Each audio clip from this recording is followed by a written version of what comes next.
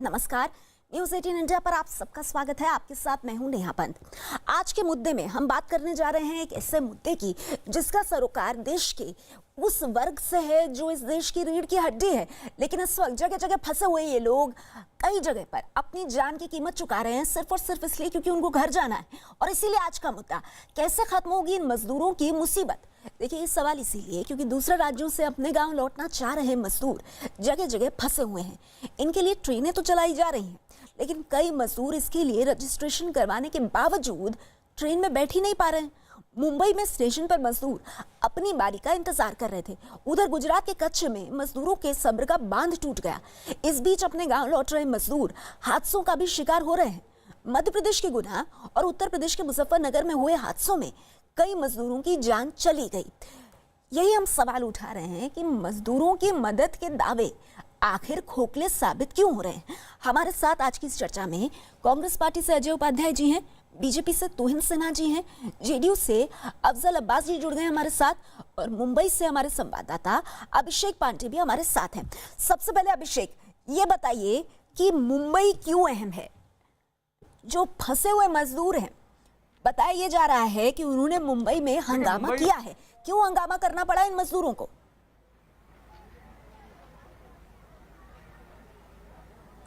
देखिए, मुंबई में इसलिए हंगामा करना पड़ा क्योंकि आधी चीज़ें बहुत कंफ्यूजन में हैं। आधे लोगों को ये पता नहीं है कि उनकी ट्रेनें कहाँ से जाएंगी, कितने बजे जाएंगी, क्योंकि रेलवे सिर्फ 1.5 से 2 घंटे पहले ये सारी चीज़ें बताता है और उसे पुलिस स्टेशन में सभी को रिपोर्ट करना पड़ता है। पुलिस उनको बसों में भर के लेके जाती है। मैं नेहा तस्वीरें अगर दिखाऊं तो शायद हमारे दर्शकों को ये समझ में आएगा। इस समय मैं बांद्रा टर्मिनस स्टेशन पे हूँ। ये देखिए, ये बस आपको दिखाई पड़ रही है। इस बस में अभी भी मजदूर बैठे हुए हैं जो अपने घरों के लिए जा रहे हैं। गोंडा के लिए श्रमिक स्पेशल ट्रेन 12 बजे निकलेगी और यहाँ पर बसों में भर कर के लोग आए हुए हैं। ये देखिए, यहाँ पर आपको दिखाई पड़ रहा है कि जो सब लोग जिनका पासेस पुलिस ने क्लियर किया है वो सभी यहाँ पर लाइन में बैठे हुए हैं ताकि ये लोग अपने अपने घरों पे जा सके।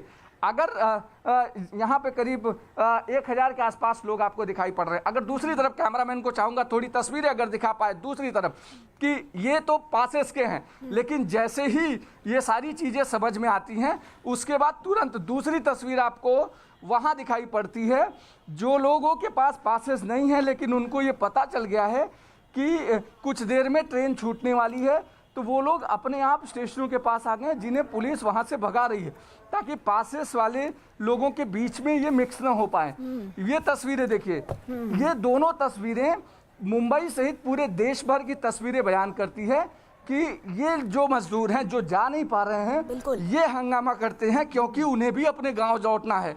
और पुलिस पासेस में इतना क्लिष्ट है, इतना दिक्कतें हैं जिसको लेकर के कई बार पासेस नहीं बनते हैं। एक ही परिवार में 3 लोगों को पुलिस की तरफ से फोन आता है, 2 लोगों को नहीं आते हैं। नहीं, पर ऐसा क्यों है? पुलिस का जिनको फोन आता है वही लोग जा पाते हैं। प्रशासन कह रहा है भाई हमने सब इंतजाम कर रखे हैं, तो फिर पासेस बनने में दिक्कत क्या आ रही है?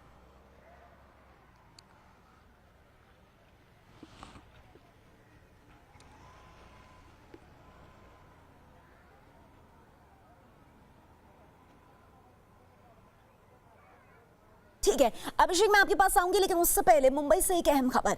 गांव वापसी के लिए मुंबई सेंट्रल रेलवे स्टेशन के बाहर इकट्ठा हुए मजदूरों पर कल पुलिस ने लाठीचार्ज कर दिया। देखिए, दावा यह है कि मजदूरों ने गांव वापसी के लिए कुछ दिनों पहले ऑनलाइन रजिस्ट्रेशन भी कराया था, लेकिन आरोप है कि ऑनलाइन रजिस्ट्रेशन होने के बावजूद इन मजदूरों के लिए ट्रेनों का इंतजाम ही नहीं किया गया, जिसके बाद हजारों की संख्या में मजदूर मुंबई सेंट्रल रेलवे स्टेशन के बाहर इकट्ठा हो गए। पुलिस की तरफ से जब इन्हें वापस जाने के लिए कहा गया तो इन मजदूरों ने साफ इनकार कर दिया। आरोप है कि मजदूरों के ऑनलाइन रजिस्ट्रेशन के बावजूद बिहार सरकार ने रेलवे से ट्रेनों के लिए मंजूरी नहीं मांगी है, जिसकी वजह से रेलवे भी मजदूरों के लिए ट्रेनों का इंतजाम नहीं कर पा रही है। हमारे साथ, क्योंकि अभी देखिए ये खबर जो है बिहार के मजदूरों से जुड़ी हुई जो अभी अभी हमने ली, तो मैं पहली प्रतिक्रिया आपसे लेना चाहूंगी। अफजल अब्बास साहब, अब ऐसी तस्वीरें देख करके तो सवाल ये उठेगा ना कि क्या बिहार को अपने फंसे हुए मजदूर वापस नहीं चाहिए? क्या एनओसी क्यों नहीं दी जा रही है बिहार की तरफ से रेलवे को? देखिए, कहीं ना कहीं कोऑर्डिनेशन की कमी, जिसे आप, क्योंकि मैं देख नहीं रहा हूँ, स्काइप पे हो, लेकिन कहीं ना कहीं मुझे लगता है कोऑर्डिनेशन की कमी है। और जहां तक सवाल है बिहार के मजदूरों के लाने की बात, जी पार्टी के राष्ट्रीय अध्यक्ष बिहार के मुख्यमंत्री माननीय नीतीश कुमार जी ने कई 7 दिन के अंदर भी महाराष्ट्र ने हिंदुस्तान के किसी भी प्रदेश में फंसे हुए लोगों को अविलंब लाया जाए। और जहां तक मुझे जानकारी है नेहा जी कि अब तक महाराष्ट्र से 14 ट्रेनें आ चुकी है और 44 ट्रेनें और आनी है। लगभग मैं समझता हूँ कि 7,400 यानी कि लगभग 15,900 इसमें है कि 44 दल अभी आनी 44 ट्रेनें बाकी है। 15,906 लोग आ चुके हैं। सब मिला जुला के देखा जाए तो अभी भी काफी लोग हैं। और महाराष्ट्र जो है पंजाब गुजरात के बाद महाराष्ट्र में बिहारियों की अफजल अब्बास साहब, आप देख के आंकड़े पढ़ रहे हैं तो लोगों के मन में सवाल उठ रहा है कि कहीं आंकड़े कागजों पर ही तो नहीं है, क्योंकि अभी हमने आपको, आप नहीं देख सकते स्काइप पर तस्वीरें सामने हैं और उन तस्वीरों में वो मजदूर भयंकर गुस्से में, वो इसीलिए गुस्से में कि उन्होंने ट्रेनों के लिए अपना रजिस्ट्रेशन करा दिया। लेकिन दिक्कत यह है कि नीतीश सरकार ने एनओसी दिया ही नहीं है, नो ऑब्जेक्शन सर्टिफिकेट रेलवेज को। तो बताइए महाराष्ट्र से मुंबई से ट्रेन कैसे छूटेगी जब बिहार उसे लेने के लिए एनओसी नहीं देगा? बिल्कुल देना चाहिए। मैंने कहा ना कहीं नहीं कोऑर्डिनेशन कमी है। जब मैं खुद कह रहा हूँ कि 44 ट्रेनें और लानी है, ट्रेन तैयार खड़ी है, मुंबई पर ट्रेन तैयार खड़ी है, मजदूरों ने रजिस्ट्रेशन करा लिया है, नीतीश सरकार को एनओसी देना है, तो कहीं ना कहीं कोऑर्डिनेशन की कमी आप लोगों के एंड पर है ना। बाकी सब तो बना हुआ है मामला। मैं देखिए जो भीड़ इकट्ठा हुई है, मैं आज भी कह रहा हूँ चूंकि मुझे जो जानकारी है उस आधार पे मैं बोल रहा हूँ। अभी क्या है एनओसी क्यों नहीं मिला और कहाँ टेक्निकली इसमें रुकावट पैदा हुई, नेहा जी मैं नहीं कर सकता। ठीक है, तो सिन्हा साहब बताइए प्रवासी मजदूरों का क्या होगा? आप श्रमिक ट्रेनें चला लीजिए, आप बड़े बड़े दावे कर लीजिए, आप इस फंड से पैसा निकाल के दे दीजिए, पर आज की हकीकत ये है तुहिन जी कि मजदूर पैदल चल रहा है, भूख से बेहाल है, साइकिल ले रहा है, कंटेनरों में जा रहा है, क्योंकि वो ये कह रहा है कि रास्ते में मर जाएंगे, इससे अच्छा घर पहुंच जाए। ये दुख का विषय है। ठीक है अफजल साहब, आपसे मेरी बात हुई, अब मैं इस पे प्रतिक्रिया लेना चाहती हूँ बीजेपी के प्रवक्ता से। जी देखिए नेहा जी, जहां तक केंद्र सरकार का सवाल आता है, केंद्र सरकार प्रतिबद्ध है और सारे कदम उठा रही है कि एक एक मजदूर जो है, एक एक जो प्रवासी श्रमिक है अपने घरों तक जल्द से जल्द पहुंच सके। पिछले सप्ताह 366 ट्रेनें केवल इन्हें घर पहुंचाने के लिए चलाई गई थी और इस सप्ताह भी 300 ट्रेनें तैयार रखी गई थी। उसमें कितनी जा चुकी है वो इस वक्त मुझे उसकी जानकारी नहीं है, क्योंकि बहुत हद तक अब जो है जो दारोमदार राज्य सरकारों पर है कि वो कितना जल्दी परमिशन देती है। तो 2 दिन पहले आपको याद होगा हमारे महाराष्ट्र के भूतपूर्व मुख्यमंत्री देवेंद्र फडणवीस जी ने विशेष निवेदन किया था ममता बनर्जी से, क्योंकि कुछ 8 या 9 ट्रेनें मुंबई से जाने के लिए तैयार थी लेकिन बंगाल से परमिशन नहीं आ रही थी। दूसरी बात मैं आपको कहना चाहता हूँ, पहली बात पे रहते हैं, आक्रोश ठीक है तुहिन जी, आपने बंगाल की तो बात कर दी, बात पूरी कीजिएगा आप, मैं आपको पूरा वक्त दूंगी। आपने बंगाल की बात की, अच्छी बात है, पर मेरा सवाल बिहार को लेकर था। बिहार में सिर्फ नीतीश जी सरकार में नहीं है, बीजेपी भी वहां पर सहयोगी है और उस सरकार से अभी तक इन फंसे हुए मजदूरों को एनओसी नहीं मिली है। बताइए किसकी गलती? बंगाल तो आप बाद में जाइएगा, पहले अपना घर तो सुधारिए। नहीं, मैं आपको वही बता दूं उसके क्या कारण है, वो आपको जेडीयू के जो प्रवक्ता है वो बेहतर बता सकते हैं। आपके माध्यम से मैं एक बार फिर आग्रह करूंगा नीतीश जी से भी और सुशील मोदी जी से भी कि जल्द से जल्द जहां तक हो सके ये परमिशन जल्दी प्राप्त हो, जिससे कि यहाँ से जो एक आक्रोश की स्थिति उत्पन्न हो रही है मजदूरों में वो ना हो। दूसरी एक अहम बात मैं आपको ये बताना चाहता हूँ कि जो आक्रोश की स्थिति आप मुंबई में देख रहे हैं उसका कारण क्या है, ये भी मैं आपको बता रहा हूँ। देखिए, जब राज्य सरकार जो है पर्याप्त सुविधाएं मुहैया कराती है श्रमिकों को, तो जब उनके भोजन और राशन का प्रबंध अच्छी तरह होता है तो कई बार इस तरह की डेस्परेशन नहीं दिखती है जो इस बार दिख रही है। ठीक है, चलिए इसमें प्रतिक्रिया लूंगी। अजय उपाध्याय जी तैयार है अपने रिएक्शन के साथ, लेकिन उससे पहले सर एक तस्वीर हम दिखाना चाहेंगे क्योंकि तस्वीरें बहुत कुछ कहती हैं। मुंबई के कुर्ला रेलवे स्टेशन के बाहर भी प्रवासी मजदूरों की भारी भीड़ दिखाई दी। कुर्ला स्टेशन से उत्तर प्रदेश के लिए देर रात एक ट्रेन रवाना होने वाली थी, लेकिन इससे पहले शाम से ही आप देखिए अपने घरों को जाने के लिए निकले मजदूरों की कितनी जबरदस्त भीड़ मुंबई के नागपाड़ा इलाके में जमा होने लगी। इतनी बड़ी संख्या में मजदूरों के सड़कों पर निकलकर आने की खबर मिलते ही पुलिस वाले वहां पहुंचे और मजदूरों को समझाने में जुट गए। तस्वीरें आप देख रहे हैं, कितनी बड़ी संख्या में मुंबई के नागपाड़ा में मजदूरों की भीड़। ये सभी मजदूर घर जाना चाहते हैं। अब ऐसे में सवाल ये है कि इनकी मुश्किलों को कौन सुनेगा। इनके लिए बड़े बड़े दावे किए जा रहे हैं, ये बसें चलाई जा रही हैं, ट्रेन चलाई जा रही हैं, पैसा इनके लिए दिया जा रहा है, खाने पीने की व्यवस्था की जा रही है।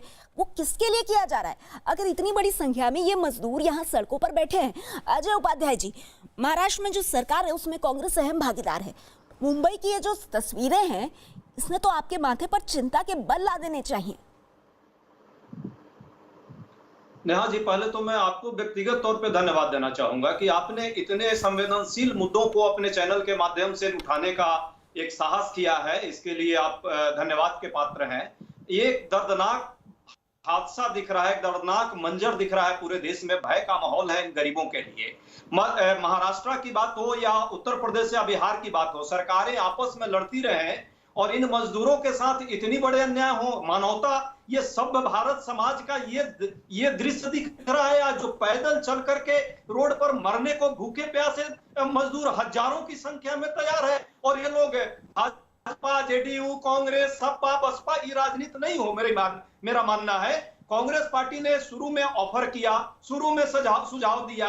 आज भी हमारे वर्कर हमेशा चाहते हैं कि कुछ सही दिशा में जो है इनका कोई पुनर्स्थापन हो जाए, लेकिन नीतीश जी अलग डमरी बजा रहे हैं और इनके सुशील मोदी जी और भाजपा के साथी अलग डफरी बजा रहे हैं। एक दूसरे पर नहीं, अजय जी, देखिए, कांग्रेस के कार्यकर्ता अपना काम कर रहे होंगे।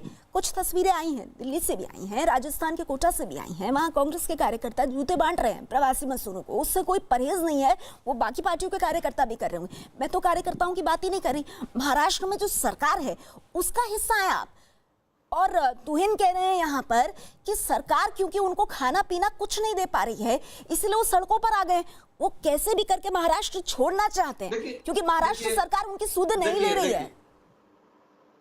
देखिए नेहा जी, आपने चूंकि मुद्दा सिर्फ महाराष्ट्र का उठाया है, लेकिन दिल्ली सरकार क्या दिल्ली भी नहीं दे रही है, इसका मतलब राजस्थान भी नहीं दे रही है, हरियाणा भी नहीं दे रही है, पंजाब भी नहीं दे रही है। जब कोई मुद्दा वहां वो नहीं है कि खाना दे रही है कि नहीं, काम नहीं है उनको, और वो भय से डरे हुए हैं। वो चाहते हैं अपने घर जाना, चाहे उत्तर प्रदेश के श्रमिक हो, बिहार के हो, मध्य प्रदेश के हो या छत्तीसगढ़ और झारखंड के हो, सभी चाह रहे हैं कि इस महामारी के संकट में उनको उनके घर पहुंचा दिया जाए। ये कौन सा गुनाह कर रहे हैं वो गरीब लोग हैं। ठीक है, देखिए, गरीब तो बेचारा गरीब जब पैदा होता है तो उसके लिए वही सबसे बड़ा गुनाह बन जाता है। एक मिनट, जी अभिषेक बोलिए। तमाम सारे प्रवक्ता जो बात कर रहे हैं उसमें तमाम सारे प्रवक्ता जो बात कर रहे हैं वो अपनी अपनी पार्टी और अपने अपने राज्यों की बात कर रहे हैं, लेकिन हकीकत यह है कि जिस दिन मिनिस्ट्री ऑफ होम यानी गृह मंत्रालय ने ये कहा कि प्रवासी मजदूरों को एक दूसरी जगह जाना चाहिए, महाराष्ट्र सरकार ने सबसे पहले यूपी पर आरोप लगाया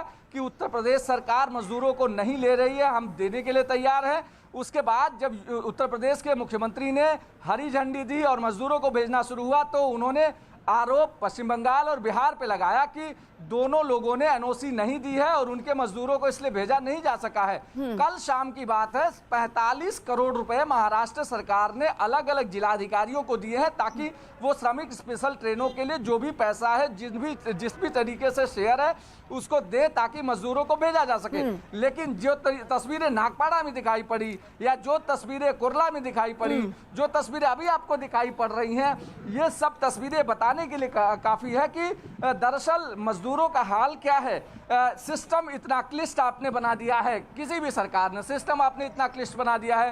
राज्यों के एक राज्य दूसरे राज्य को बचाने के लिए अपनी एनओसी नहीं दे रहे हैं, अपने मजदूरों को लेने से मना कर रहे हैं, अपने यहाँ के रहने वाले लोगों से मना कर रहे हैं। दूसरी तरफ कई ऐसे मजदूर हैं जिनके पास पासेस नहीं है, उनको जाने का मौका नहीं, उनके पास पैदल जाने पर मजदूर है, उनके पास खाना नहीं है, उनके पास रहने के लिए घर नहीं है, और अब नौकरी भी जा चुकी है। तो ऐसे में अभिषेक, पासेस क्यों नहीं बन रहे हैं?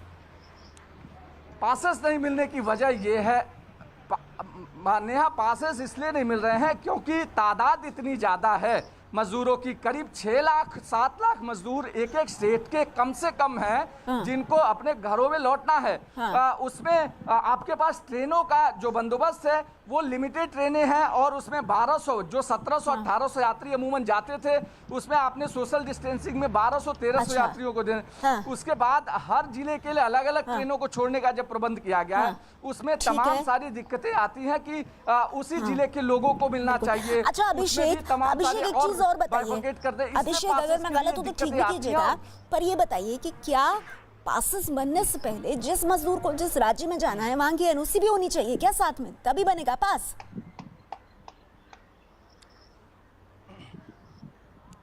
बिल्कुल, वहां पर राज्य सरकार उनको एक्सेप्ट करना चाहिए। यहाँ से अगर वो मजदूर भेजे भी जाते हैं, जैसे महाराष्ट्र सरकार ने मध्य प्रदेश के लिए कर्नाटक के लिए बॉर्डर पर बसेस चलाई और उन बसेस के जरिए यहाँ के जो बॉर्डर के फंसे मजदूर हैं उनको मध्य प्रदेश के बॉर्डर तक पहुँचाया या कर्नाटक के बॉर्डर तक पहुँचाया। मेरा सवाल ये था कि सोचिए एक प्रवासी मजदूर है, उसको महाराष्ट्र से अपने घर बिहार जाना है, तो क्या उसको भी अपने स्तर पर एनओसी के लिए अप्लाई करना पड़ेगा क्या बिहार सरकार को?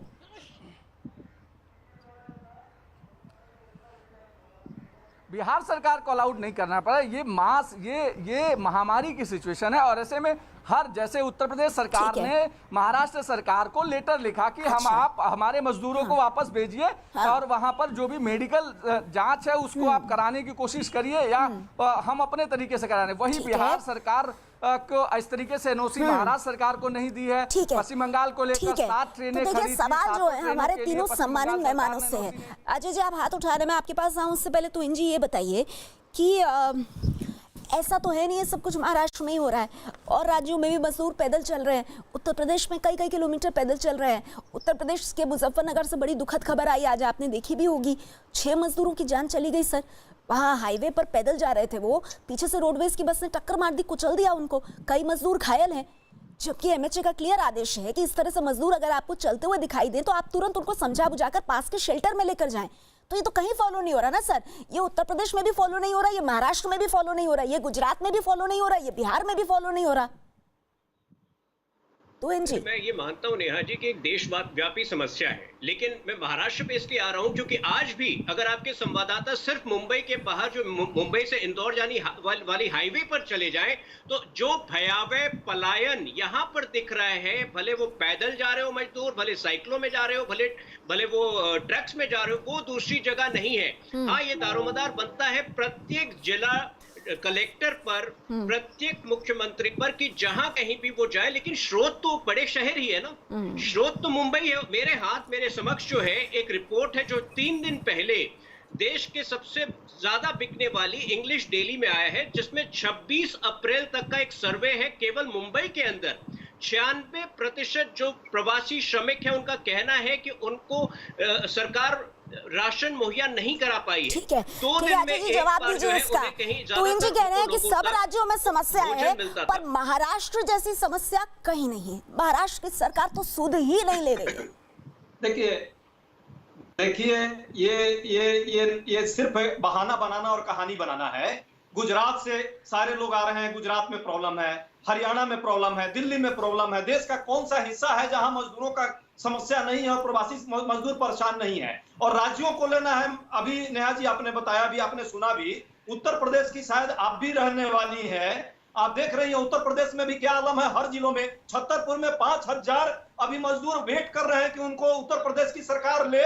मात्र बॉर्डर क्रॉस करना है, उत्तर प्रदेश की सरकार रोक रखी है। वही सिन्हा जी से मैं कहता हूं, सिन्हा जी शायद वो भी बिहार के ही रहने वाले होंगे।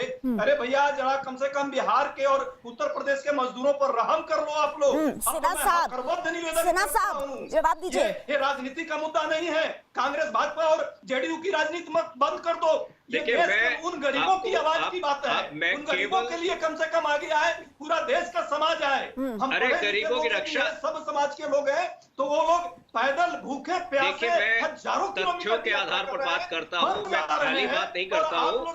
मैं जहां तक तौर पे जो सरकार का डिफेंड करने के लिए केंद्र सरकार ने क्या किया, क्यों इतने नियम अजय जी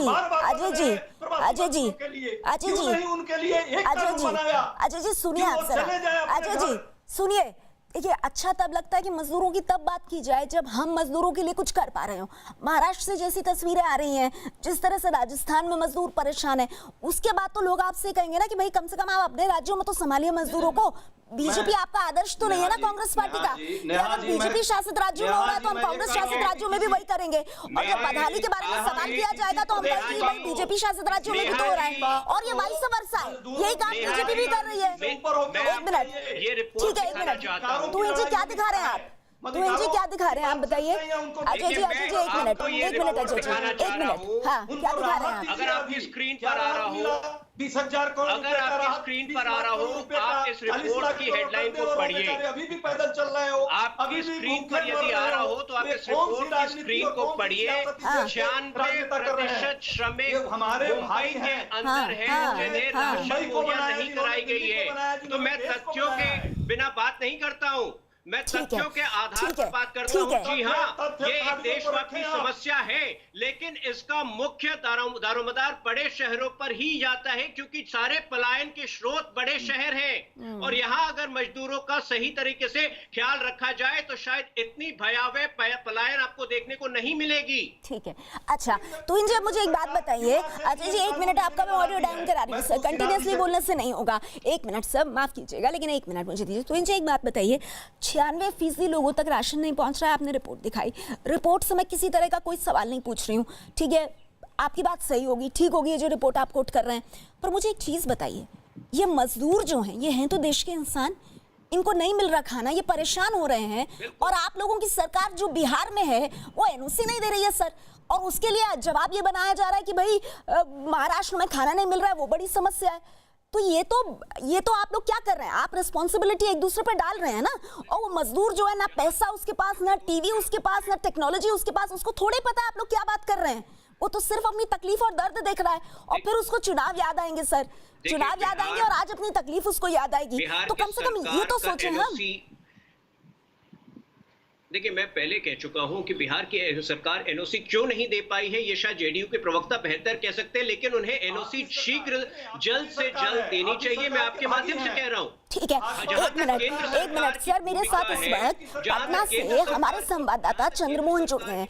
चंद्रमोहन, बिहार में क्या हो रहा है? क्योंकि अब किसी को यहाँ पर कुछ खबर नहीं है, तो हिंजी कह रहे हैं कि बिहार एनओसी क्यों नहीं दे पा रहा, या आप जेडीयू से पूछिए। जेडीयू के प्रवक्ता कह रहे हैं कि नहीं, एनओसी तो दी जानी चाहिए, कोऑर्डिनेशन में कोई कमी होगी। आप जरा बताइए, ग्राउंड जीरो पर क्या हो रहा है? क्या बिहार अपने मजदूरों को वापस लेने को तैयार नहीं है क्या?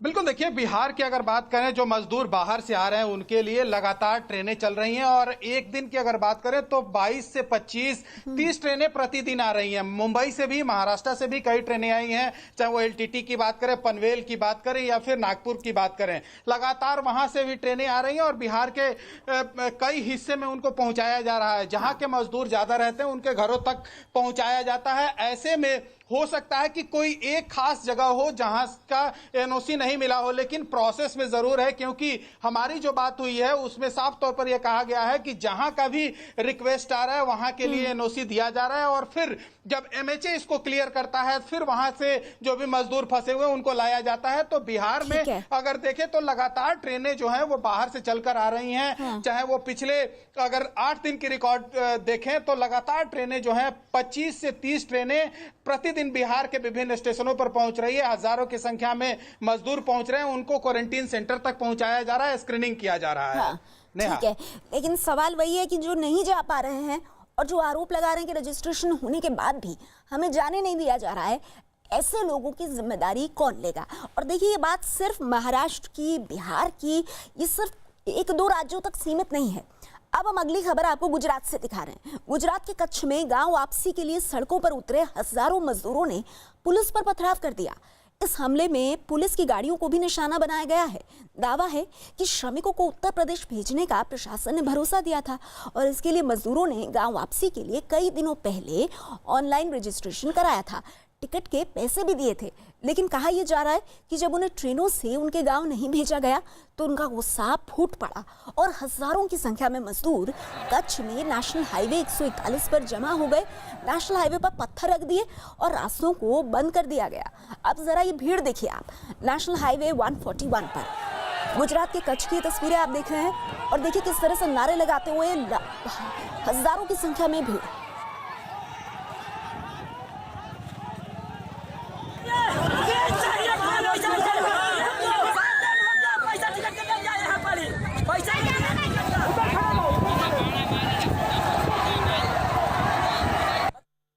बिहार सरकार वहाँ से बोले कि आपकी गाड़ी भेजो तो ही भेज सकते हैं, ऐसे थोड़ी भेज सकते।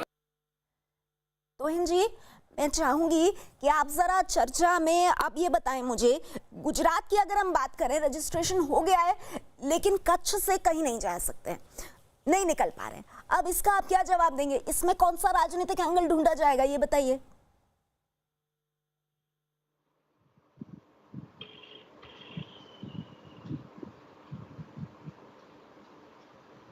तोहिन जी, आप मुझे सुन पा रहे हैं? मेरे ख्याल में तोहिन जी से हमारा संपर्क जो है वो कट गया है। तो अजय उपाध्याय जी, मैं आपकी एक प्रतिक्रिया चाहूंगी। गुजरात में कच्छ में लोग बहुत नाराज हैं, बहुत परेशान हैं, कह रहे हैं हमने ऑनलाइन रजिस्ट्रेशन करा लिया, हमसे वादा किया गया था, लेकिन अब हमें भेजने के लिए ट्रेनें हैं ही नहीं।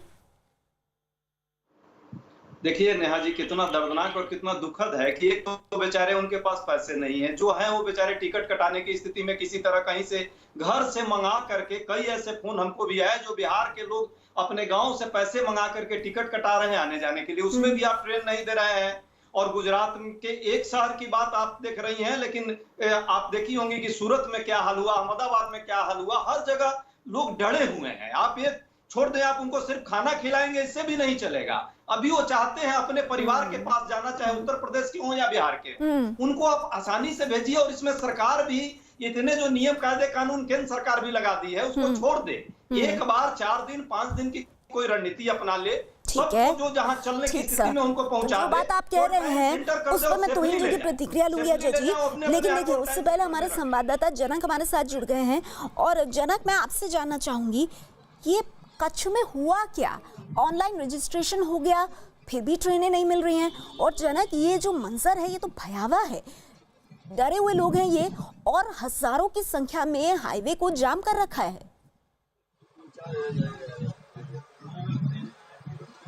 देखिए ना, जो आधिकारिक तौर पर कल का जो मामला आया उसमें जानकारी ये आई कि उत्तर प्रदेश से जो ट्रेन चलने वाली थी उत्तर प्रदेश के लिए, वहां पे स्टेशन तय नहीं हो पाया था। ऐसे में मुजफ्फरनगर के लिए ट्रेन चले या किसी और जगह के चले, ये बात तय नहीं हो पा रही थी, उसके चलते ट्रेन नहीं चली। और जिन लोगों ने रजिस्ट्रेशन किया था वो लोग, उनमें जानकारी फैली कि अब उनके लिए ट्रेन नहीं जाएगी। तो उससे पहले एक घटना ऐसी हो गई थी जहां लोगों से पैसे भी लिए गए और ट्रेन उनके लिए न तो बस आई ना उनको रेलवे स्टेशन तक पहुंचाया गया।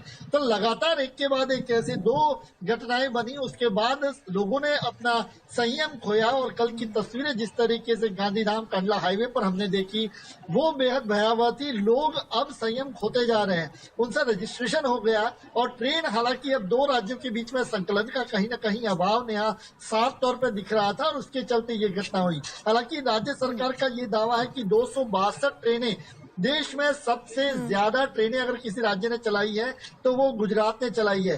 तकरीबन 42% जितनी ट्रेन पूरे देश में है गुजरात ने चलाई, उसमें तकरीबन 3,90,000 लोगों को भेजा है। ये सरकारी दावा है, लेकिन कुछ तस्वीरें मैं नेहा अभी बताऊं, ये अहमदाबाद का SG हाईवे है और यहाँ पर आप देख सकते हैं कि देखिए ये कितने जो मजदूर हैं वो अभी यहाँ पर कतार लगा के खड़े हैं कि उनका नंबर आएगा और इंतजार में है कि किसी भी तरीके से उनका नंबर आए और उनको अपने गांव तक पहुंचाया जाए। लेकिन अब स्थिति ऐसी है कि 1200 से ज्यादा लोग नहीं जा सकते और ट्रेन तय है, जो राज्य सरकारें अप्रूवल देती है वही ट्रेन यहां से निकलती है। लेकिन मजदूर हैं, अब 50 दिन से ज्यादा वक्त हो चुका और चौथे लॉकडाउन में अब सब्र खो चुके हैं और हर हाल में उन्हें अपने गाँव जाना है। ठीक है जयरंग, बहुत बहुत शुक्रिया आपका। आपने तस्वीरों के माध्यम से जो लोगों की परेशानी है, जो फंसे हुए लोगों की पीड़ा है, वो हम तक पहुंचाई, और आपने जो रिपोर्टिंग की है, जो जानकारी पहुंचाई है जनक, उसी पर तोहिन जी मैं आपका रिएक्शन लूंगी। आप तोहिन जी ये कहना तो संवेदनहीनता होगी ना कि गुजरात सरकार खाना नहीं दे रही है इन मजदूरों को, इन मजदूरों के रहने का ध्यान नहीं रख रही है, इसीलिए मजदूर जाना चाहते हैं। जैसा जनक ने भी बताया कि 50 दिन हो गए हैं, लॉकडाउन 4 सामने आएगा, अब लोग अपने परिवारों के पास जाना चाहते हैं, तो बताइए इसका कैसे जवाब देंगे? ये तो गुजरात की भी समस्या बन रहा है। आपके संवाददाता ने खुद कहा है कि गुजरात से सर्वाधिक ट्रेनें बाहर निकली हैं, तो आज भी सरकार जो है जितने श्रमिक बाकी हैं उनको भेजने में प्रतिबद्ध है। लेकिन एक बात जो श्रमिकों को भी समझना होगा, ठीक है, एक मिनट तोहिन जी, मेरी एक छोटी रिक्वेस्ट है आपसे, सर बात पूरी कीजिएगा लेकिन अपना स्पीकर ऑफ कर दीजिए प्लीज, क्योंकि वो आवाज जो है वो एको कर रही है सर। है सबको। क्या आपका सवाल क्या था? नहीं, मैं सिर्फ एक रिक्वेस्ट कर रही हूँ आपसे, अपना स्पीकर अगर आप ऑफ कर लेंगे, क्योंकि आपकी आवाज जो है वो ऑन एयर एको कर रही है सर। केंद्र सरकार का जहां तक सवाल है, कल भी आपने देखा कि तुरंत पीएम केयर्स फंड से 1000 करोड़ की घोषणा तुरंत कर दी गई है। अनेक चीफ मिनिस्टर्स फंड से उनके श्रमिकों को राहत दी जा रही है। ऐसे में जो है शायद ये भी मुमकिन है कि जिस तादाद में हमें अपेक्षा थी कि श्रमिक वापस जाएंगे, उससे कहीं अधिक में जो परेशानी में नहीं भी है, शायद संक्रमण के भय से अब वो भी वापस जाना चाहते हैं। और हम प्रतिबद्ध हैं, बार बार रेलवे मंत्री ने भी ये दावा किया है कि सारी ट्रेनें आपको वापस ले जाएंगी। ऐसी स्थिति में यदि कोई व्यक्ति बिल्कुल आवश्यक ना हो तो उनको आपके माध्यम से मैं यही कहूंगा। तोहिन जी एक बात बताइए, फिर स्टैंड में फर्क क्या हुआ? तोहिन जी एक बात बताइए संक्षेप में, दोनों पार्टियों के स्टैंड में क्या फर्क हुआ? कांग्रेस भी तो यही कह रही है, जब आप महाराष्ट्र की बात करते हैं तो कांग्रेस कहती है हम भी प्रतिबद्ध हैं, हम भी प्रतिबद्ध हैं मजदूरों को पहुंचाने के लिए, आप भी कहते हैं आप प्रतिबद्ध हैं, और दोनों ही राज्यों में फंसे हुए मजदूर हाहाकार कर रहे हैं। देखिए, मैं 30 सेकंड में आपको जवाब देती हूँ। मैं मुंबई के अंदर बैठा हूँ, तो महाराष्ट्र की सरकार की तुलना तो आप दूसरी सरकार से करें भी ना, क्योंकि ये मेडिकल व्यवस्था हो या श्रमिकों का हो, जितनी लापरवाही यहाँ पर बढ़ती गई है उसकी तुलना किसी भी अन्य सरकार से नहीं की जा सकती। और ये राजनीतिक विषय नहीं है। मैं आपको तथ्यों के आधार पर ये सारे आर्टिकल्स आपको दिखा सकता हूँ जो विश्वसनीय अखबारों में छपे। बोलिए अजय जी, अब तो एकदम आप चुप हो गए। तोहिन सिन्हा जी, आप मुंबई में बैठे हैं, जरा मुंबई में बाहर निकल कर भी देखते कि क्या हालत है लोगों की, उसमें जरा भाजपा के लोग क्या कर रहे हैं ये भी मदद, और प्रधानमंत्री जी से कहते जो ये घोषणा पर घोषणा कर रहे हैं, वो घोषणाओं से थोड़े से पैसे दे देते। 100-150 करोड़ रुपए की जरूरत है। सारे प्रवासी मजदूर जो हैं ट्रेन से चले जाते हैं, उनको घर से पैसे मंगा करके और टिकट कटाने के बाद भी उनके साथ धोखा हो रहा है, उनको टिकट नहीं मिल रही है। और भाजपा के भी आपने देखा होगा किस तरह गुजरात के वहां के जनप्रतिनिधियों ने कैसे लूटा है उनको, तो उनको भी अभी तक आप लोगों ने हटाया नहीं होगा मुझे लगता है। ठीक है, चलिए अब जरा महाराष्ट्र और गुजरात से मैं बाहर निकलती हूँ, क्योंकि देश बहुत बड़ा है और देश में और भी राज्य हैं, और यकीन मानिए समस्या हर राज्य की है। तो अब हम उत्तर प्रदेश का रुख करते हैं। यूपी के मुजफ्फरनगर में एक बड़ा दर्दनाक हादसा हुआ है। पंजाब से पैदल ही बिहार जा रहे मजदूरों को रोडवेज की बस ने कुचल दिया। हादसे में 6 मजदूरों की मौत हो गई, जबकि कई मजदूर घायल भी हुए हैं। बताया जा रहा है कि सभी मजदूर पंजाब में मजदूरी करते थे और पैदल ही बिहार अपने घरों के लिए जा रहे थे, लेकिन मुजफ्फरनगर में रोडवेज की बस ने इन्हें कुचल दिया और हादसे में 6 मजदूरों की मौत हो गई। हमारे साथ इसी खबर पर संवाददाता अजीत मौजूद हैं। अजीत, ये बताइए कि किसकी गलती है? मिनिस्ट्री ऑफ होम अफेयर्स ने बहुत साफ डायरेक्शंस दे रखी हैं कि अगर आपको रास्ते पर चलते हुए कहीं भी प्रवासी मजदूर दिखें, उन्हें आप समझा बुझाकर पास के किसी शेल्टर में ले जाइए, होम शेल्टर में उन्हें खाना दीजिए, उनकी देखभाल कीजिए। और यहाँ पर हाल ये है कि हाईवे पर भूखा प्यासा मजदूर चल रहा है और पीछे से उसको रोडवेज की बस आकर कुचल देती है। अजीत,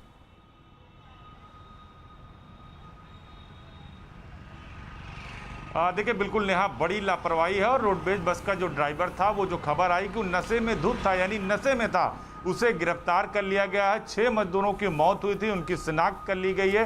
सभी गोपालगंज बिहार के रहने वाले थे जो पैदल पंजाब से जा रहे थे, लेकिन सरकार की ये जिम्मेदारी थी कि उन्हें बस पे बैठाते, शेल्टर होम ले जाते, उनको कोई दिक्कत ना होती, लेकिन वो मजबूर हैं जाने को।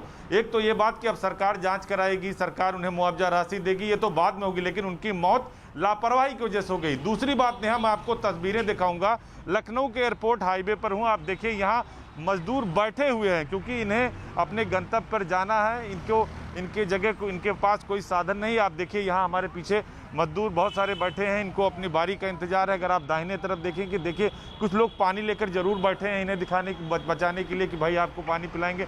और जो गाड़ियाँ आ रही हैं, अगर गाड़ियों की आप तस्वीर देखिए कितना रिस्की है, ट्रक के ऊपर आगे की पोर्शन पर नेहा देखिए किस तरह मजदूर बैठे हुए हैं, इनके पास कोई रास्ता नहीं है कि आखिर ये जाए कैसे।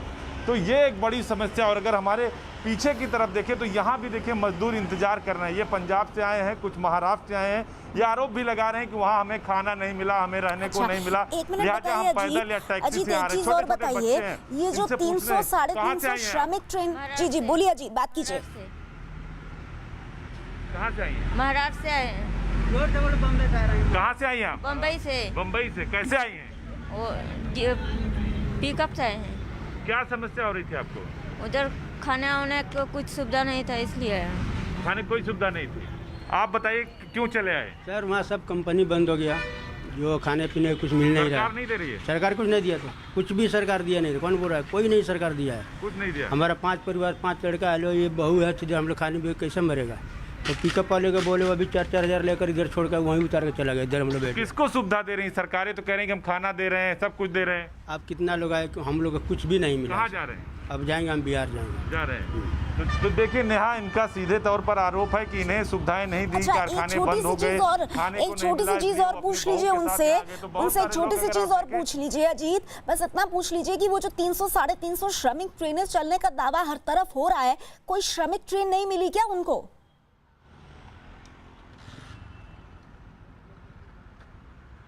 देखिए बिल्कुल इनसे बात करने की कोशिश करेंगे कि आप लोग ये बताइए, जब आप लोग आ रहे थे तो बहुत सारी ट्रेनें चल रही हैं, श्रमिक ट्रेनें, वो नहीं मिल रही आप लोगों को? वो ट्रेनें को क्या बोले हैं, जो ऑनलाइन जो उसको बैंक में बैलेंस होगा वही टिकट कटा कर बैठेगा। हम लोग इधर से बैंक बैलेंस है, खाने का ये नहीं तो बैंक बैलेंस कहाँ से? आपको सरकार संपर्क नहीं कर रही? नहीं, कुछ संपर्क नहीं। और लोग हैं उनसे भी बात करते हैं। अजीत, ये दर्द हम तक पहुंच गया जो आपने दिखाने की कोशिश की कि किस तरह से जब पैसे खाने के नहीं है तो टिकट कहाँ से कटवाएंगे आप? आपको पता कैसे चलेगा? आपके पास तो स्मार्टफोन भी नहीं है। इस तरह से मजदूर अपनी व्यथा बयान कर रहे हैं। उत्तर प्रदेश के बाद जल्दी से मध्य प्रदेश में भी नजर डालते हैं। मध्य प्रदेश के गुना में मजदूरों को लेकर जा रहे ट्रक की एक खाली बस से देर रात टक्कर होने के बाद 8 मजदूरों की दर्दनाक मौत हो गई। इस हादसे में 40 मजदूर घायल भी हो गए। ये सभी मजदूर महाराष्ट्र से उत्तर प्रदेश जा रहे थे। तस्वीरें आप देख रहे हैं, सोचिए कितना भयावह रहा होगा ये हादसा, ये टक्कर।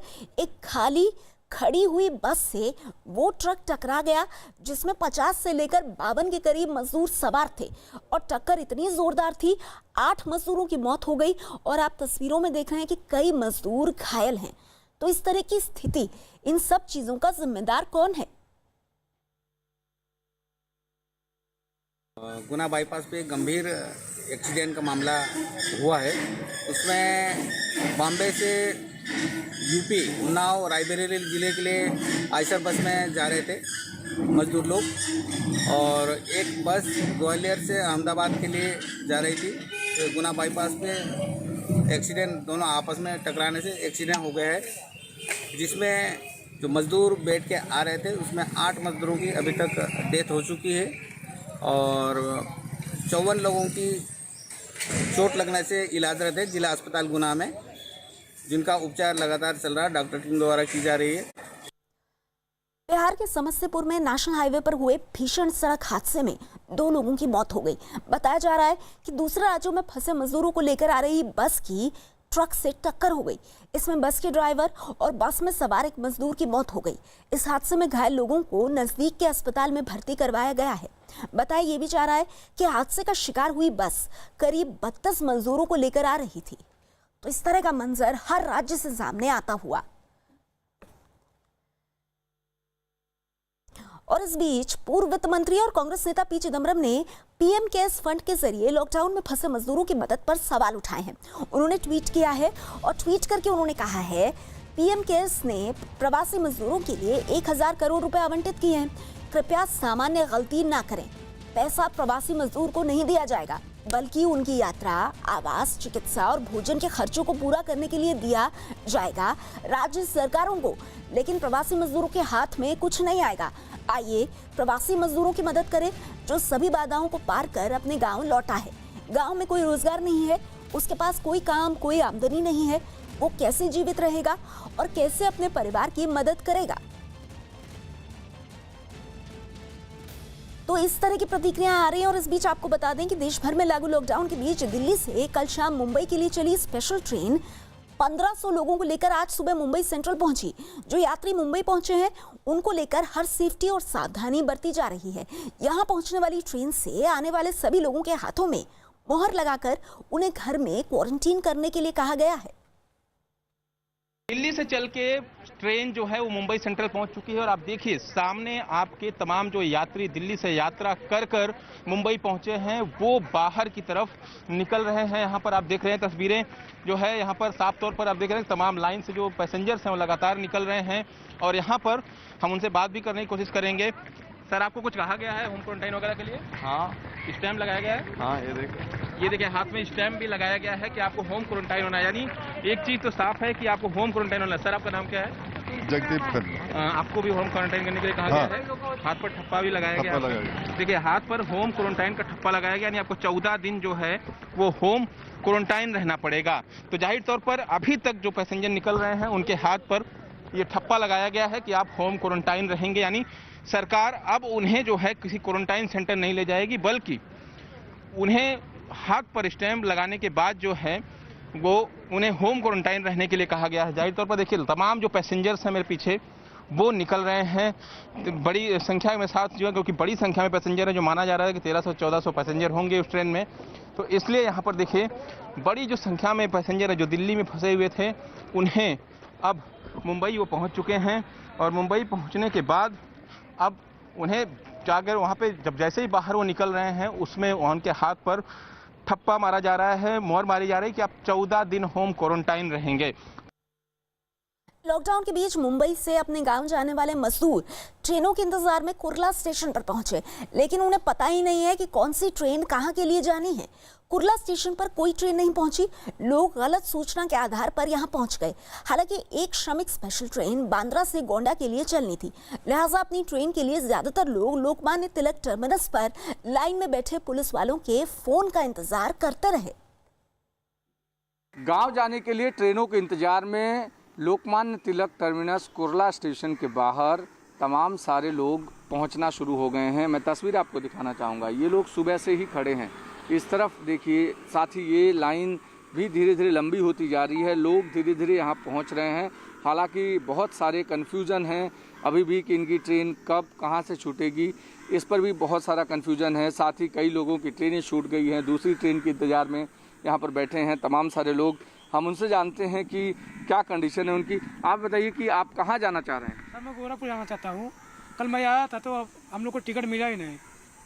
आपके साथ ग्रुप लीडर कहाँ है? ग्रुप लीडर सब गए सर, ट्रेन में सब लोग पहुँचे हैं। अब मैं 4-5 लोग खाली बचे हुए हैं। बहुत परेशान हम लोग, क्या करें। बिल्कुल, यहाँ पर देखिए ये लोग अब लाइनों में बैठे हुए हैं। आप कहाँ जाना चाह रहे हैं? आपकी भी ट्रेन छूट गई है? हाँ, साथ में ही है। बिल्कुल, आप कहाँ जाना चाह रहे हैं? हम भी गोरखपुर जाना चाहते हैं। सब गोरखपुर जाना चाह रहे हैं, जिनको लेकर के ट्रेनें छूटी हुई। आप लोग बताइए, आप लोग कहाँ जाना? गोरखपुर साथ में। कितने लोगों का ग्रुप है? अरे था 6 लोग बचे हैं, बाकी सब चले गए। बिल्कुल, साथ ही बहुत सारे और भी कन्फ्यूज़न है लोगों के भीतर, क्योंकि जब उनको कॉल आई थी उस समय दूसरा स्टेशन बोला गया था और अब दूसरा स्टेशन बोला गया। खासकर मुंबई में लंबी दूरी पर जाने के लिए कोई भी इस समय ऑटो नहीं है, टैक्सी। लॉकडाउन के बीच दिल्ली से 1500 यात्रियों को लेकर स्पेशल ट्रेन मुंबई सेंट्रल पहुंची। दिल्ली से जो यात्री मुंबई पहुंचे और जिनके पास घर जाने का साधन है और उन्हें साधन से ही घर जाने दिया जा रहा है, जिनके पास साधन नहीं है उन्हें बस के जरिए उनके घर पर होम क्वारंटीन के स्टैंप के साथ ले जाया गया। मुंबई प्रशासन ने बेस्ट और एसटी की बसों का बंदोबस्त किया है। दिल्ली से जो यात्री मुंबई सेंट्रल पहुंच रहे हैं उन्हें स्टेशन के बाहर से ले जाने के लिए बेस्ट की बसें लगातार अंदर जा रही हैं। अब तक 5 से 7 बसें जो है वो अंदर जा चुकी हैं। माना यह जा रहा था कि आखिर उन यात्रियों को लेकर कहाँ ठहराया जाएगा या उनके घर छोड़ा जाएगा, लेकिन अभी ये क्लियर नहीं है। लेकिन अब जो अरेंजमेंट किया जा रहा है उसके मुताबिक बेस्ट बसों के जरिए ही उन यात्रियों को जहां सरकार फैसला करेगी वहां पर लेके जाया जाएगा। लेकिन फिलहाल स्थिति ये है कि यहां पर रास्ता बंद कर दिया गया है।